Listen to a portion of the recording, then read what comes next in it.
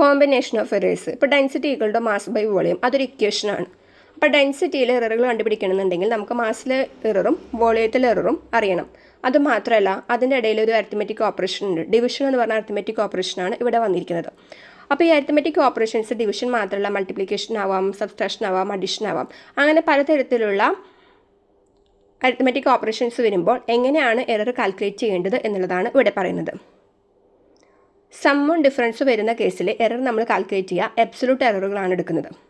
The absolute error in the final result is the sum of the absolute errors in the individual quantities. ഇപ്പോൾ എയും ബിയും എന്ന് പറഞ്ഞിട്ടുള്ള 2 individual ക്വാണ്ടിറ്റീസാണ് അവിടെ ഉള്ളത് എന്നുണ്ടെങ്കിൽ ആ ഇൻഡിവിജ്വൽ ക്വാണ്ടിറ്റീസിലുള്ള മാക്സിമം പോസിബിൾ ആയിട്ടുള്ള എബ്സൊല്യൂട്ട് എറേഴ്സിൻ്റെ സം ആയിരിക്കും ഫൈനൽ റിസൾട്ടിലെ എറർ എന്ന് പറയുന്നത്. ഇപ്പോൾ Z equal to A plus B ആണ് എന്നുണ്ടെങ്കിൽ ഈ ഒരു ഇക്വേഷനിൽ എറർ എന്ന് പറയുന്നത് delta Z that is equal to delta A plus delta B ആയിരിക്കും.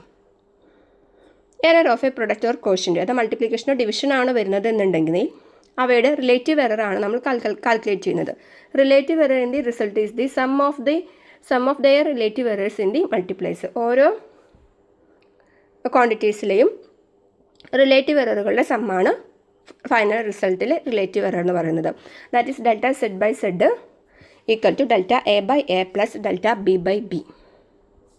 ഇനി ഒരു പവർ വരുന്ന കേസിലാണെന്നുണ്ടെങ്കിൽ ഇപ്പോൾ Z equal to A raise to N ആണെന്നുണ്ടെങ്കിൽ അപ്പോഴും നമ്മൾ റിലേറ്റീവ് എറർ തന്നെയാണ് കാൽക്കുലേറ്റ് ചെയ്യുന്നത്.